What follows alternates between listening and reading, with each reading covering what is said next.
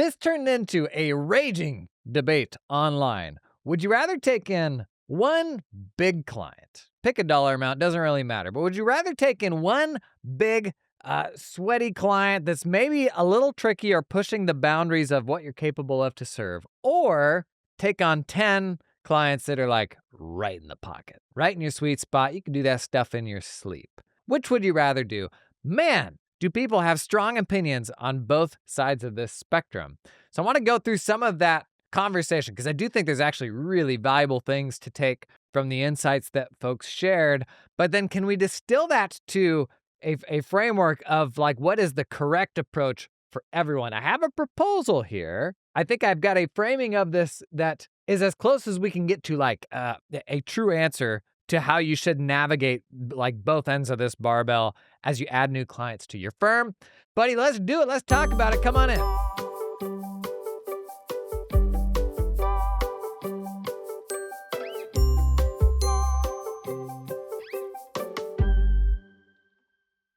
So I put up a poll in a couple of places, LinkedIn and Twitter. Got over 2,000 votes, well over 100 comments, just a lot of discussion. The gist of it was, would you rather take on 10 simple-to-serve $500 a month clients or one big lift $5,000 a month client? So if you do the quick math there, the money is the same, but would you rather do it with 10 clients or with one client? And the polls, interestingly, Twitter skewed small client, LinkedIn skewed big client. So let's just say it's down the middle. Because you had people that jumped into the conversation that were like very opinionated that one end or the other was right. But as you dig into those, as with all things, context matters. So stick into some of these responses and call out that specific context because as you are getting to like, well, what's the right answer for me? It depends on how this context applies to you. What stage of the firm running journey are you at? Like that all matters. So some of the responses, just to call this out straight off the top. Lily Tran called out, it depends. No amount of money is worth it when you're dealing with a PITA client. That is pain in thine hiney. And let's level set on that. If the people are jerks, if they're annoying, something like that, oftentimes people conflate higher paying or more complex clients with being jerkbags or hoity-toity or something like that. Let's just level set. People that are just jerks, like no, like they don't get on the client list to begin with. And there is no fair version generalizing people at either end of the spectrum. In fact, you find when you get into this, people have wildly different experiences with clients at the bottom end of that spectrum and the top. And it's actually our bias of the clients that we've had to date that might possibly be standing in the way of a better approach for you. So straight off the top, like if they're jerks, no, they don't get on the client list. So we're not really factoring that into this conversation.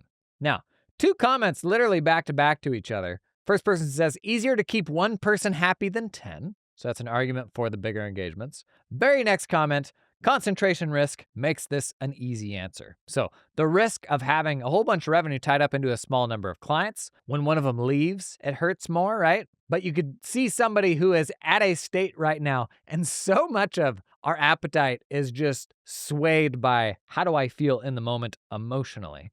You can see how somebody who's been burned on relationship management or feels overwhelmed with having to manage too many people, they're going to answer this in a way that's like, boy, which it would be nice if I had fewer clients. Like if you have 80 messages in your inbox and you're like, I don't know how I'm ever going to keep up with all of these people. Your frame of mind right now is like, wouldn't it be nice if I did have fewer, bigger paying clients? But if you are like me, 2 days later when you're caught up on that inbox and you roll out of bed, you're like whistling, drinking that morning coffee, you're feeling good. You're like, no, I can do anything. And your answer would probably be completely different. A few other comments here. One from Greg O'Brien. My mind has shifted over time. After having a $25,000 a month client, I'll never go back. I'll take the 10 small ones all day long. Bilal Mahana shared, we have few clients at a $5,000 a month rate that I barely touch, but the clients at $1,000 a month bother me the most. It's not always the same. Muhammad Yusuf, I worked with both types of clients. The amount of year-round support needed by one large client is much more manageable than 10 small clients. Also, the quality of work we do for a large client is much better, so we can increase prices and we don't get a lot of pushback compared to smaller clients. And then tangentially related from Brandon Hall, we have some clients who earn over $1 million a year and are pushy, rude, and they seem like everything's an inconvenience. We also have clients who earn over $5 million a year and are humble, collaborative, and patient. Remember, there's always a bigger fish. And so those are a bunch of people pretty much saying the exact same thing about either ends of the spectrum. And the idea that someone would say that about both the bigger client and the small client, in my mind, it points to just acknowledging that reality that we're probably all heavily biased on this according to the clients that we've had. And maybe the more experience you've had and the more of these you've done, maybe the closer you are to, I don't know, the quote unquote right answer. But it's worth acknowledging all of us, as soon as we start thinking down that path of would that next project be worthwhile, what we immediately do is in our head, the brain goes through the old Rolodex of like, what's the most similar thing I've had to this in the past? Did I like that? Do I want to do more of that? But that pattern recognition that our brains do so naturally, sometimes it can get in the way, particularly if it's a really small sample set. It's funny, like in some areas of our life, we're very careful not to generalize, as we probably shouldn't be. But in other areas of our life, we will immediately generalize. And these numbers are completely arbitrary, picked out of thin air. $5,000 versus $500. And a lot of the commentary was targeted at what a $5,000 or a $500 engagement means to that person in their firm at that stage. And the price really doesn't matter. But it can be really easy to generalize in a firm. Like, working with a specific industry niche, you pick up a few of those people, maybe they're complete jerks. You have a couple clients who make more money than some of your other clients, and maybe they both just turned out to be total tools. And you're like, well, I don't want to work with people that make over X amount of money. Something about it being like a business context, I think, makes it feel easier to generalize when it's like, we probably shouldn't generalize any of these people for the same reason that you don't generalize like a person that you're about to hire or a friend that you're going to make, out and about, something like that. So there were a bunch of examples of folks sharing stories at all ends of the spectrum that I would say are a product of personal bias, which, I mean, it's kind of unavoidable. Like we all have those things. We see the world through what we've done so far. This I thought was interesting, kind of two ends of the spectrum here. One from Erin Andrews. She said, I've done both. The smaller client is much more scalable and the majority of the work can be passed down to the lowest skilled person on your team. If your goal is to get out of the technical work, then taking on super technical clients is not the way to do it. Also, if a $500 a month client leaves, it's a lot less painful than a $5,000 a month client leaving. Just my experience over the past almost 2 decades. Okay, Aaron Flex, just my experience over 2 decades. No need to experience Flex, okay? On the flip side, Bruce Phillips, founder of Aprio. He's doing other stuff now, but that firm turned out pretty big. So this is interesting to me. Like, what does a big firm person say? Well, they'd say what you would expect. He said, $5,000 a month till the cows come home. Go big or go home always. Can't make money or scale, and eventually service and customer satisfaction will suffer if you keep taking on $500 a month clients while attempting to grow. It could be different if you are a lifestyle business, though. That's good context. Like, what do you want out of this? Bruce is like fully at the crazy scale end of the spectrum, the way that he is wired. But it's something where when you're thinking about like, well, what makes sense for me? I could tell you, as I have grown old and sage in my own wisdom, a lot of that has come down to learning about me and the things that I prefer and have a better understanding of myself to be able to see two different answers and be like, I see myself in that answer more than I see myself in that other answer. Or when you hear some advice from somebody, say on the stage at a convention or at a conference, and this person is like, you look at the CV and all the things that they have done, and they give you advice, you may look at that person and realize, I don't want to be that person. I see what they've done, and it's all very impressive, but would I enjoy that? If the answer is no, then they may not be the best person to take advice from. Context matters so much, and as an increasing percentage of our conversations are happening in zero context spaces on social media where there's no stakes in that interaction, it's very easy for folks to come in and just make blanket statements, which we actually, our worldview is so limited. The tunnel vision that is a product of our lived experiences, it makes everything feel like these universal truths when it's like, no, like that's your truth and it's a product of the things that you've gone through, but it's probably not a universal thing for everybody. Compound that with how it's just easy to be hyperbolic online because people are trying to make a point, and it all just feels very over the top. This episode is sponsored in part by LiveFlow, the folks that give your spreadsheets and your financial dashboards superpowers. Two superpowers that LiveFlow gives you. One, a button in your Excel and your Google Sheets to pull in data from any old client accounting file you have in Cubio or Xero. Imagine just having that a button away all the time, being able to pull that stuff into a spreadsheet, either a one-time pull or an ongoing, like, continuous sync. Second superpower they give you is the ability to throw together super quick, as simple or as complex as you want, financial dashboards that your clients will actually use, because you can make them more actionable than financial statements, and it doesn't require this big old, like, rigid reporting platform that they then have to go log into or something. You create these dashboards, you share them with a link. Just like with the spreadsheets, it can be a one-time data push or it can be an ongoing sync, so the client just keeps going back to that same link. Super smart stuff, particularly if your clients aren't making sense of those financial statements, because that's not an easy thing for most business owners to do. Learn more about LiveFlow. Check out the link down in the show notes. Okay, this podcast today is brought to you in part by the fine folks at Team Up, who help you find uber talented accountants in the Philippines. I got a little report that I get from the squad at Team Up of what they've been up to the last few weeks. And the greatest litmus test of, is this thing actually working? Are people actually using it? Is just that. Are other accounting firms, are they doing it? But also, are they coming back and doing it over and over again like I did? I made my first hire in the Philippines kind of being like, is this a thing? And man, we came back so fast, ended up making 3 more hires in rapid succession. Team Up right now, whoa, let me look at this. Are you kidding me? They've got 27 active projects right now. About half of them are with returning firms. For everything from bookkeepers to senior accountants to tax accountants, senior tax accountants, executive assistants. Gang, it's happening. And the reason why people keep coming back is because it works. Because the first one works and they're like, oh, okay, this is actually a way to get a whole bunch of work done. Because it's so much easier to find accounting talent in the Philippines right now than it is to find it onshore. Bunch of firms I know personally work with Team Up. Team Up's approach is to connect you directly with accountants. So there's not a middleman taking a bunch of money out of that duffel bag of cash you send each month. That's not how it works. But you know what I mean? There's nobody else taking fees out of that. The money goes straight to the person you're working with.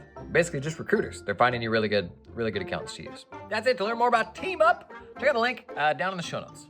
Can I actually, I think there is a better solution or an example of how to better navigate this. It's gonna sound like a plug, it's not a plug. Something that we do in my accountant community, Realize, is basically a peer networking community for firm owners, because the most important thing I ever got was to be able to make friends with other firm owners, and that just totally changed my life. We have the same problem inside of that community of 500 firm owners as you have on social media, to a lesser degree. Like, there's already a filter there of, like, the people who follow my stuff have kind of a shared view of running a firm. But still, if somebody posts some advice in there for you in a response to maybe something that you posted, and they just say, here's the answer, XYZ, and I don't yet know that person, I want to know, where are they coming from with this? Is this a big firm? Is this a small firm? Do they do tax? Do they do bookkeeping? Like, maybe even what systems they use. I would love to have that context to know that here's the answer according to someone in this situation. And you know what we started doing in the community is we now have a collection of what are called flair, basically emojis after your name that indicate the size of your firm, the service mix of your firm. Do you do tax, do you do bookkeeping, VCFO, whatever. What practice management system you use. So John Smith can post a reply, and I can see John Smith's reply, but then right next to his name, see the context of what he does, who he does it for, how big that firm is. And that just enriches what you can extract from a comment in a completely different way.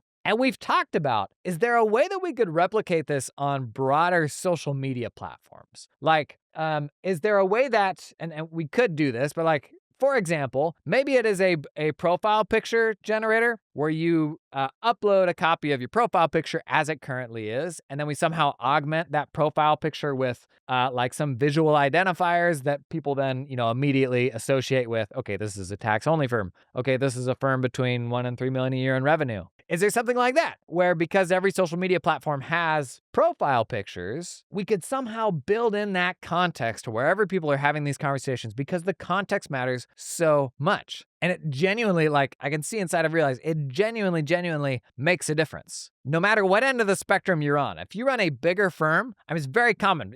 Somebody running a $5 million firm will be like, yeah, I see all this advice, but my issue with communities and social media and all that is that all these people are running firms smaller than me, so it doesn't apply to me. Maybe that's real, maybe that's not. Same thing, on the other end of the spectrum, you have side hustlers and new solo firm operators who have imposter syndrome. And they're like, man, I can't even get my head around running my own business. And people give me this advice, and it's like, you have a team of 15, but that doesn't apply to me right now. Man, to have all that context where you can have that conversation matters so much. If you have any genius ideas on how to effectively communicate this on, say, LinkedIn or Twitter, that sort of thing, I think that would be such an upgrade to how we interact with folks online. Few more things that people shared here in the comments. Terry Cicero, bless your heart, you get stronger by lifting heavier weight. It's true. But the fact that progressive overload gives you bigger muscles, that association, I don't know that the same rules of the universe, the biology of the human body,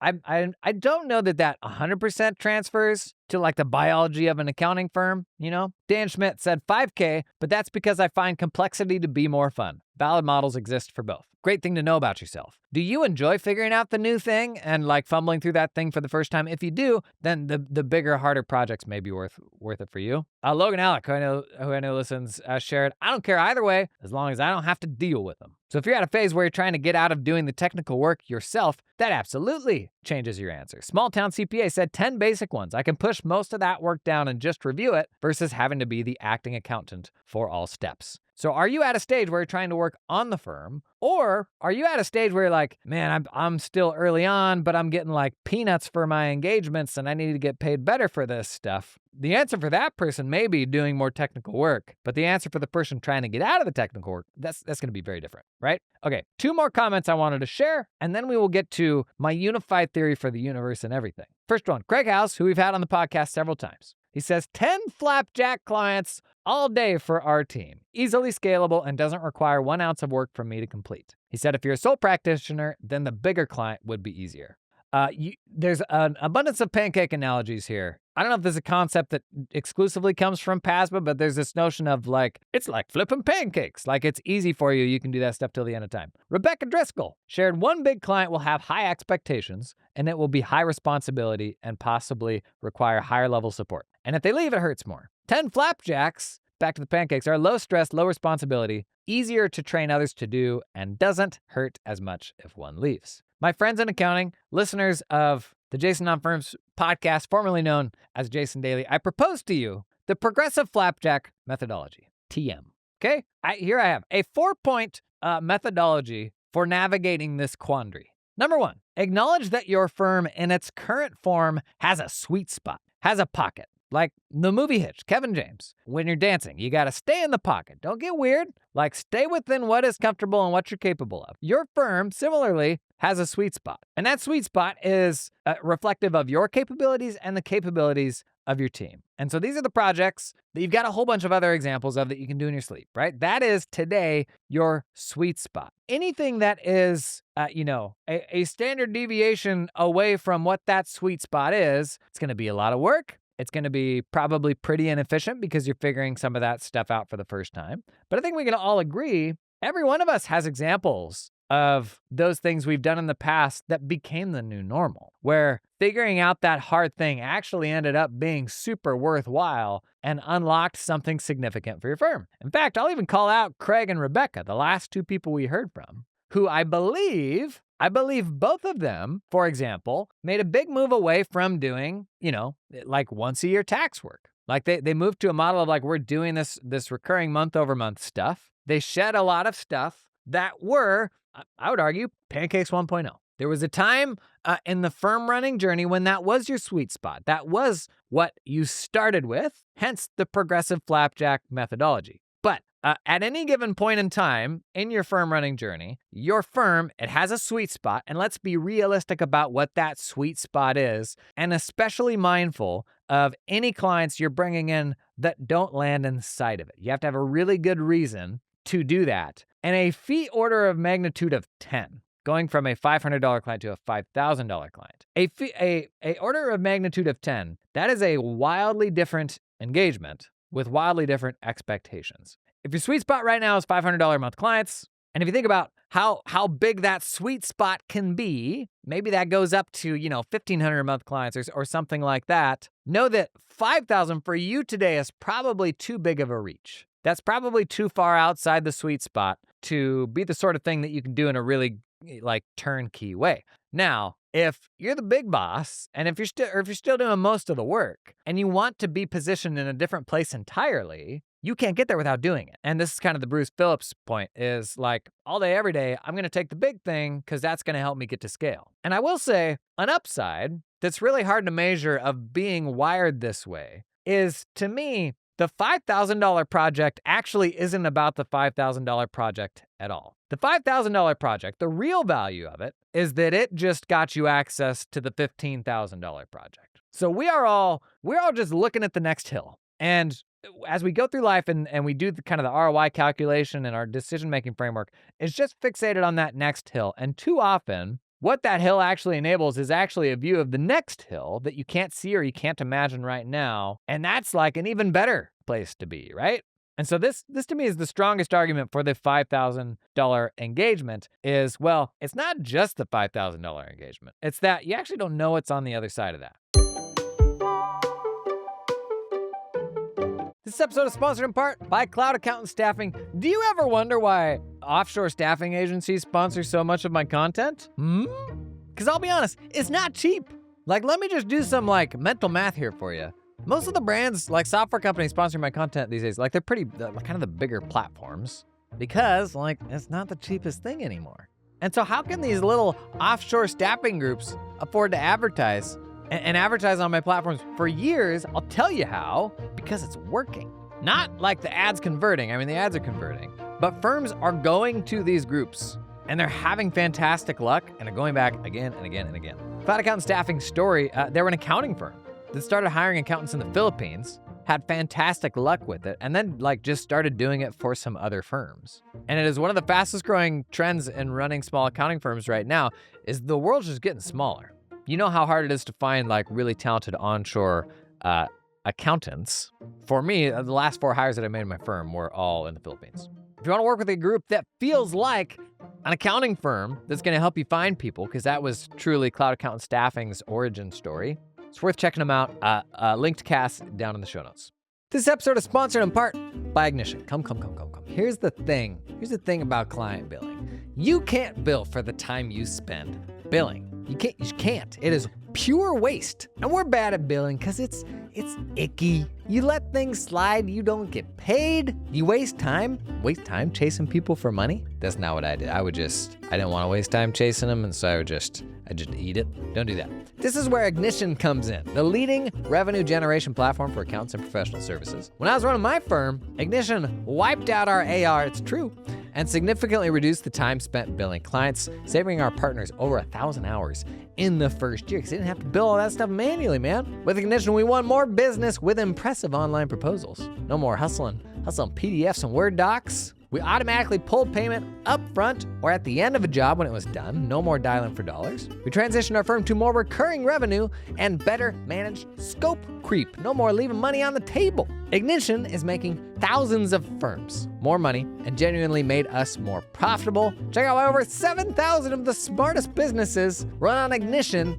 at ignitionapp.com. I'll put a link in the show notes. Now, when I was running my firm, a team of 40, I was totally out of the client work by the end. I had less of an appetite to take flyers on weird projects at that point than I would have, if I was running my own shop. Because at that point, I was out of the client work, and I've ever brought in something super crazy complex, and I just dropped it on my team. Even if I was capable of doing it myself, there wasn't a high likelihood that the client would have a good experience, with my team just sort of muddling through that. Also, not a very good chance that we would make any money doing that. And I shared a few weeks ago the story of the biggest client that I ever landed, which was an over $1 million engagement, and how that was really good for our firm in some ways and really bad for our firm in other ways. It was an entrance into a new category that had a massive need, and we learned a ton by doing it. And in the end, the project was very, very profitable. But it was a big step. It was an outlier relative to our normal engagements. I would say at that point, it was outside of our sweet spot. Okay, second thought in my methodology here. We also have to recognize that all things, this is, in my mind, a force of the professional services universe, all things are in a race to the bottom, which means that sweet spot can't be static. It can't be stationary. Now more than ever with tech and all of that, the work that we're doing right now, the work we're doing today, will be trivialized big time 5 years from now. In fact, we've even talked on the podcast about how the nature of a client is to come in when they're feeling that pain most acutely. And then 5 years down the road, when you've been solving that pain for them in their sleep and they don't feel that pain anymore at all, they start to devalue you, right? Like over time, some clients are not this way. Some will remember that stuff perfectly. But many clients are like, it's getting harder every month to like keep paying this bill because I don't feel that pain like I used to. And before you know it, they bounce because they don't value you like they once did. So take the fact that that's kind of human nature in many ways, but also take just the bigger trends in general of say productized solutions getting better every single year. Like QuickBooks Live bookkeeping, TurboTax, like those things will continue to come up market, like they just will. AI developments, making some things that were harder in the past now more trivial. All things kind of erode over time. We've been in a weird flux the last 5 years where accountants were so in demand that like actually by and large, the pricing of what we've done has gone up quite a bit, I would say. But the fact remains that if I'm doing the exact same things for 10 years, the value of that thing, in all likelihood, a decade from now will be less than it is today. So that brings me to point number 3, that your sweet spot has to develop. It has to morph over time from not just the dollar spectrum, but to like different spaces and different profiles of people. And this is driven by bias oftentimes, where you have a small number of experiences and you're like, oh no, this is the answer now. And so then you kind of go over there and they're like, oh, okay, no, it turns out the true answer is over here. But the risk here is in that sweet spot being stationary and setting up camp and saying, this is what we do now. And I mean, I would argue even the people that say, flipping pancakes is the way to do it, their pancakes are changing over time. They're not the same pancakes that they have always served. And if you're in that boat, like the one thing you really got to look out for is falling so in love with your flavor of pancakes that you have today that you're missing the boat on what that better version of pancakes is. And the next pancake, I hear from so many of you that like your spouses have to listen to me every morning because you'll have it playing, or your kids in the car. I'm so sorry if somebody's walking into the room right now. Your next pancake, it probably shouldn't be a 5x pancake. It shouldn't be a 10x pancake, certainly. Probably not, going from 500 to 5,000. But it still needs to be a better pancake. Like we're all on the hunt for the better pancake. And this isn't a pancake versus waffle things. Don't drag us into that muck puddle. I'm not willing to get into it. So the sweet spot has to develop over time because there's risk in it being static. Last, number 4, the speed at which that sweet spot changes will be very different person to person. Take the Bruce Phillips comment, for example. Like he's very scale-minded. You don't get to running a huge firm like Aprio without just being wired that way from day one. And so his appetite is like, I'm going to go after the biggest thing always, because after 5,000, there's going to be a 15,000 and then a 45,000. Like I'm always going to go after that bigger project. I think it was him that said the answer may be different for a lifestyle business. I think that there's too many lame connotations with the framing lifestyle business. I think these days there's some people where as soon as you call what they do a lifestyle business, they're like, how dare you? This is hard too. Man, I hope I don't ever run something that isn't a lifestyle business, because I don't glorify work so much that it's like I want to put that ahead of my lifestyle. And that's not even what people that don't want to run a lifestyle business, that's not even what that implies. Because maybe like a more scale approach actually enables the lifestyle that they really want. Anyways, lifestyle business is kind of a loaded thing. But for folks who are like, take Logan Graff, Mr. 3X, like his whole thing is like, I would happily slow down and work less right now because I'm doing fine. So the answer for somebody like that, it's going to be very different than the super growth-minded person, right? So that sweet spot, it needs to move. It's risky if it's never moving, but also your appetite for the speed at which it moves, it will be different person to person. It will change through different phases of you as a person, as a business owner. There are ways that you can move it when you're doing the work. There's very different ways that you can move it when you're hiring teams of people to do the work. One thing I talk about a lot around like building out what services you're going to offer in your firm is the staffability of a service. If we're all blocked on not being able to make another tax hire, stop selling more tax services. Find something adjacent to it that serves a specific niche that people will pay even better for that is more staffable. And so, in my case, when we were developing kind of the CAS, managed accounting back office solutions, we designed that stuff in a very intentional way to be as little reliant upon hard to find accounting professionals as possible. And so the majority of the people on that team, they were not accountants. We weren't using accountants to do non-accounting things because they were the hardest people to find. And that made it much more possible for us to grow that business quickly because the people who could service that sweet spot were much easier to find. So to recap, my progressive flapjack methodology. Number one, acknowledge your firm in its current form has a sweet spot. And making a jump out of that will come with inefficiency, but might unlock a sweet spot that you later find is even better. Number two, acknowledge that all things are in a race to the bottom and that there is risk in your sweet spot being static. Number three, by extension, your sweet spot needs to develop, not just in dollars and cents, but to different spaces, different specializations, serving different profiles of people. It has to be in progress, and this is maybe the best part of running a firm is your ability to continue to learn and be smarter about how you design that sweet spot. And then number four, the speed at which that sweet spot changes will be different from person to person. In fact, if you work for accounting firms, or if you want to go work for a different one, that's a big one to look out for that will have an impact on your quality of life. Is the owner somebody that can just like whiplash and grow that stuff really fast and change that stuff really fast in a way that's uncomfortable to you? Or on the flip side, are you like a firefighter and you love that? Like that's the environment that is energizing to you. Something to be aware of, like the DNA of that firm. Is that sweet spot changing really fast or not? Is going to impact how good of a fit it may be for you depending on how you're wired. How does that feel for like a level take on what the right answer here is? This is the closest thing to like a universal truth that I think I could glean from this conversation.